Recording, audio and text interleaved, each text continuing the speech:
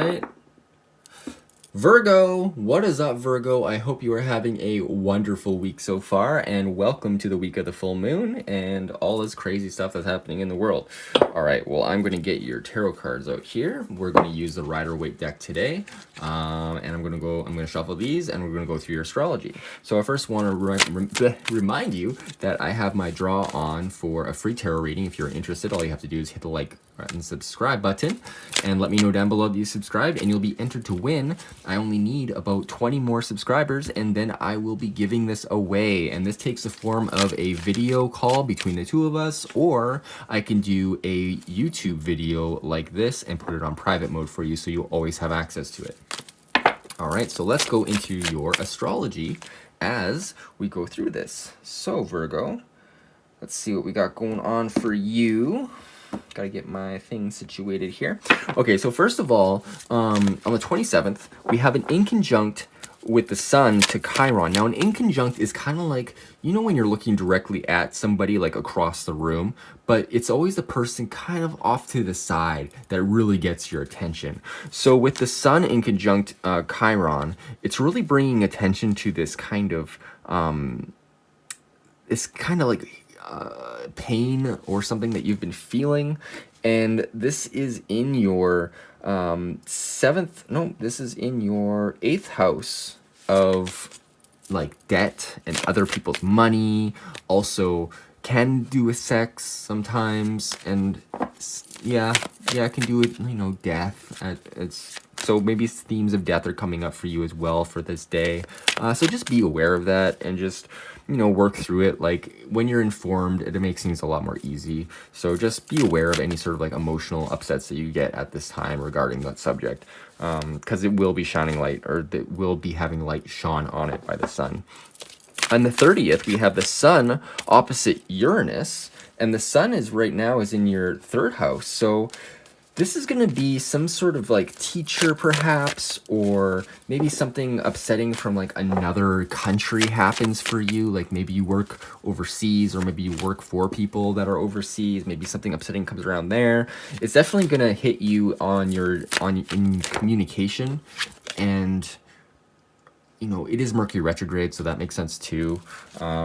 So yeah, that's something to look out for as well. And then finally, we have on the 31st, Halloween, we have the full moon in Taurus, which is in your, sorry, I always have to look at my chart just to make sure I have it right.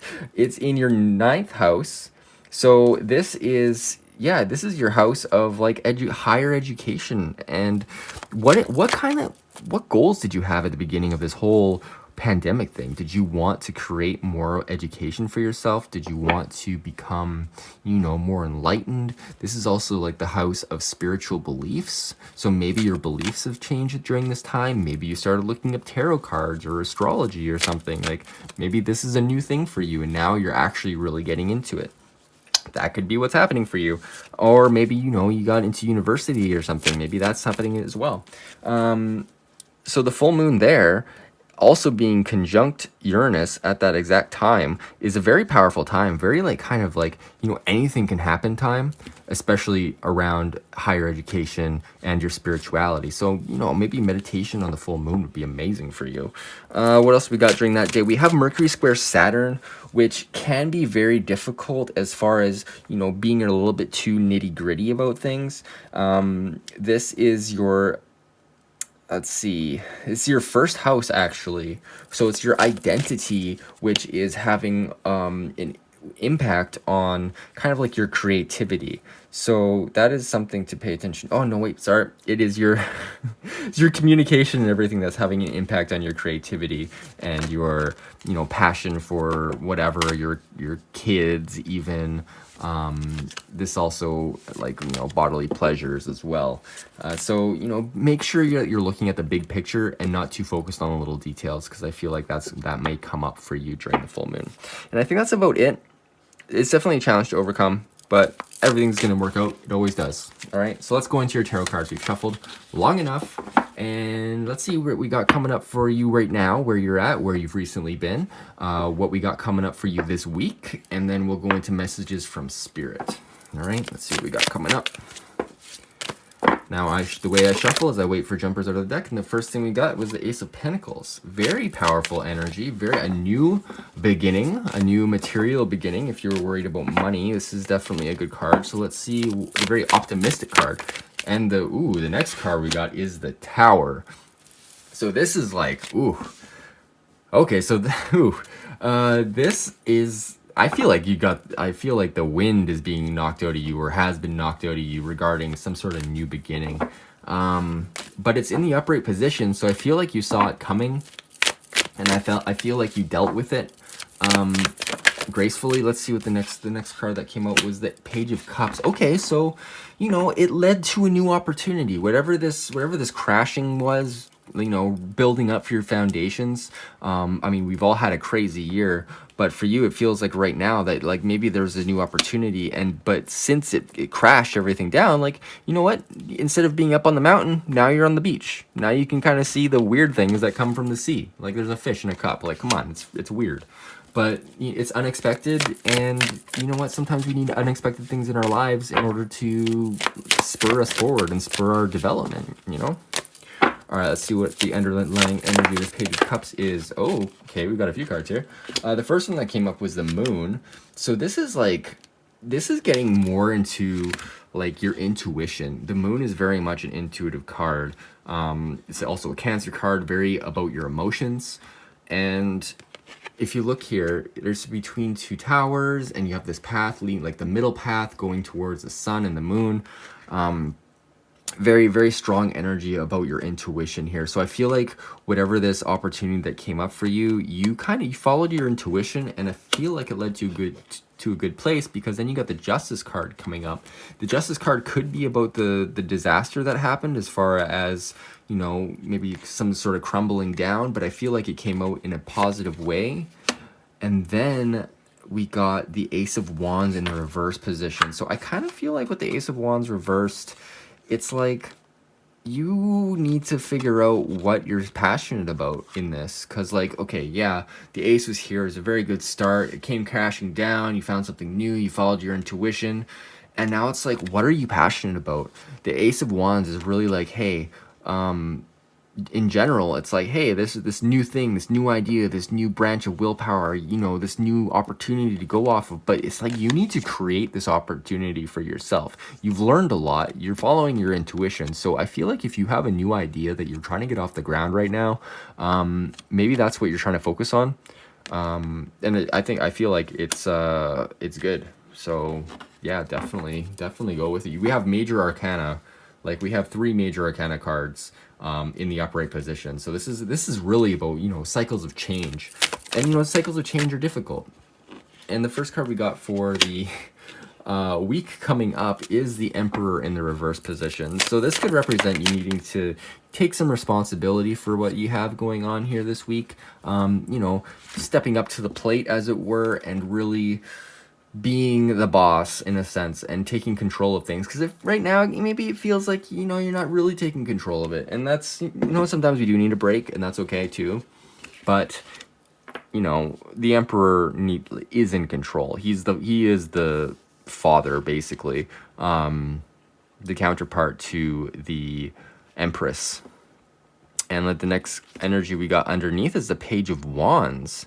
Okay, so this week you could be encountering maybe somebody who's irresponsible. I always kind of call the Page of Wands a fuckboy energy, just because he's very, like, he's young. He just comes in. He's just very passionate about things. He just wants to create and maybe do some other things. I mean, look at the symbol on his wand there.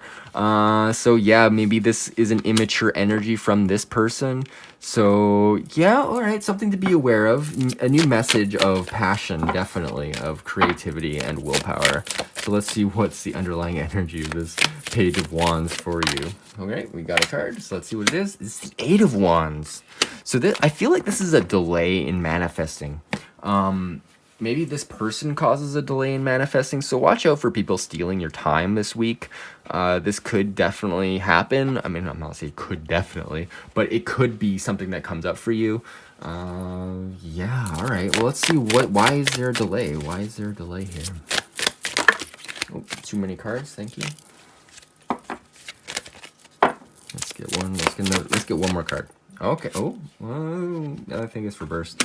All right. So we got the Knight of Cups reversed. I feel like there is the delay in your emotions towards this person, perhaps, or maybe it's a delay in emotions from this person. I feel like with the Knight of Cups, like he really is trying. He's the knight in shining armor. He's like the ultimate person who is right for you, who's coming in, but he's in the reverse position, so he's blocked up somewhere. And I feel like whatever this immature, non-responsibility taken kind of fuckboy energy, he's getting in the way of this knight in shining armor who's coming up. So if you have somebody in your life who is like, you know, who you recognize as somebody who's like toxic basically, and who isn't living up to their expectations or your expectations, or, you know, anybody's expectations really, you know what I mean.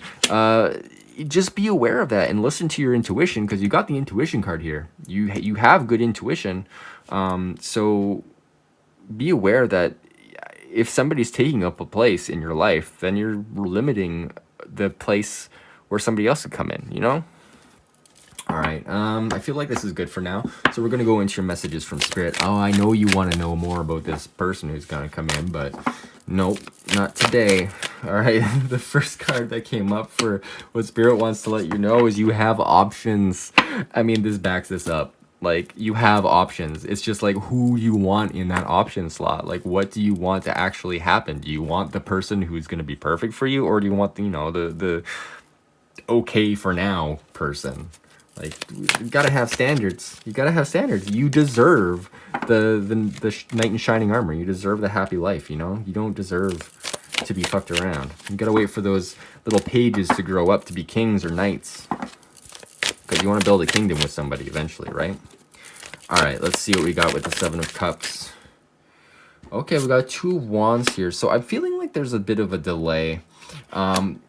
Like kind of recognizing the love that you have, or recognizing the people or opportunities that you have, because this is the Two of Wands is success in two areas, but it's in reverse. It's like you're not really focusing on anything right now, and you're kind of, it feels like you're getting lost in the options actually.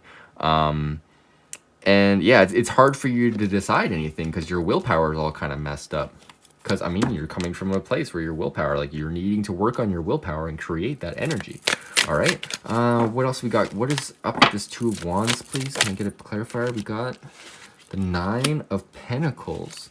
So the Nine of Pentacles is a very good card. It's a card about, like, you know, being confident in what you're creating. And, like, she's created this lovely garden. And she has like a bird, and it's just lovely. She has like a castle. So she's at home. She's creating whatever she needs. All those little flowers on her vest or on her gown is reminiscent of Venus. So it's a very feminine card, very maternal. So it's like you've created a lot of abundance for yourself, or universe wants to remind you that you can create abundance for yourself if you're able to focus on whatever you're wanting. Because with the Seven of Wands, like with Seven of Cups, I mean, if you just glance at the card and see what comes up for you first, like that's usually an indicator of what you're actually wanting. Like, say you're looking at this middle figure. This is like something hidden from you, or you're looking at the jewels and riches, or you're looking at the dragon or the mountain or the angel or the snake or the laurel. Like, there's a lot of different things to look at, and whatever you look at first, that tends to be very important. It's like a litmus test, or like one of those Rorschach ink blot tests or whatever. But yeah, universe is trying to remind you that you can create abundance. You just need to focus. Let's see what else is going to come up for you. Whoa. It's too many. Thank you. Although I did like that sun card at the very end there. Let's get one more card for messages from Spirit. Thank you.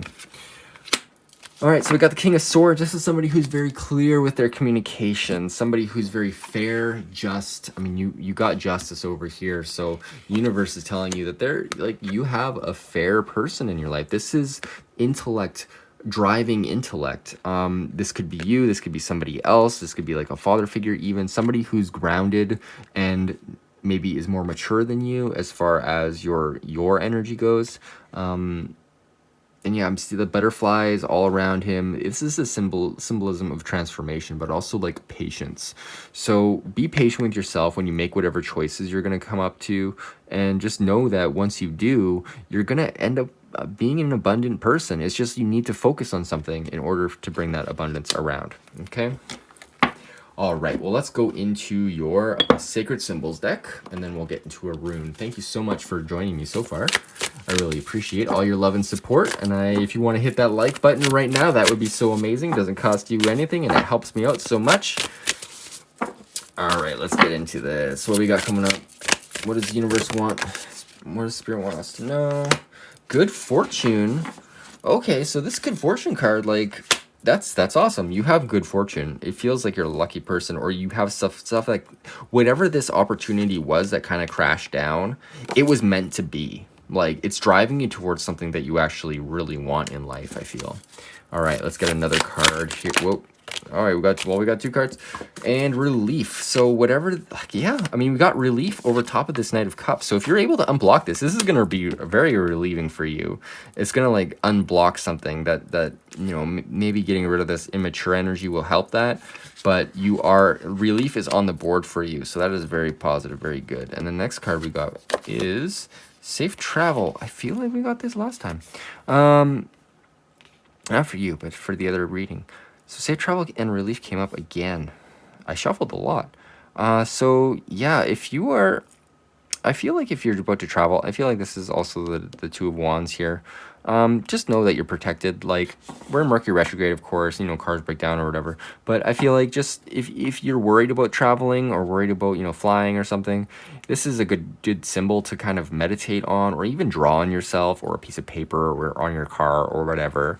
And just a good sigil to remind yourself that you're safe wherever you're going. All right. Okay, well, let's go into your rune for the week. Let's see what we got going on. What energy wants to work?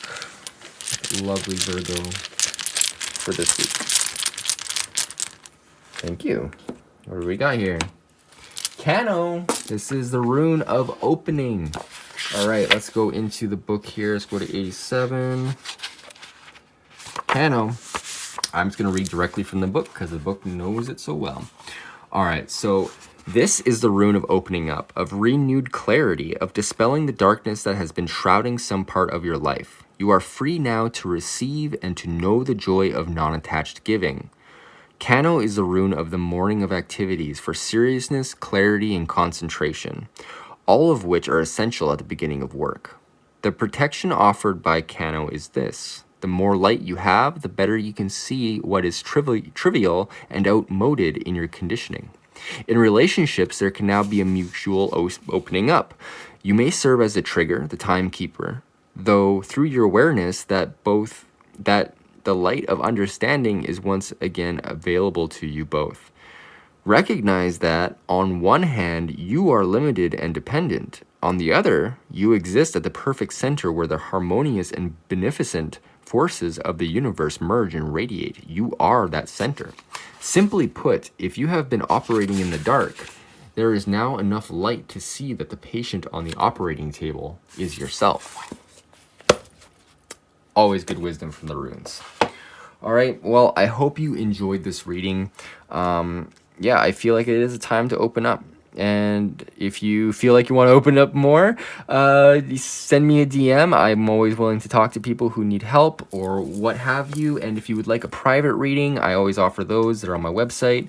And yeah, I hope you have a wonderful week and a wonderful full moon. And have a great week. Take care.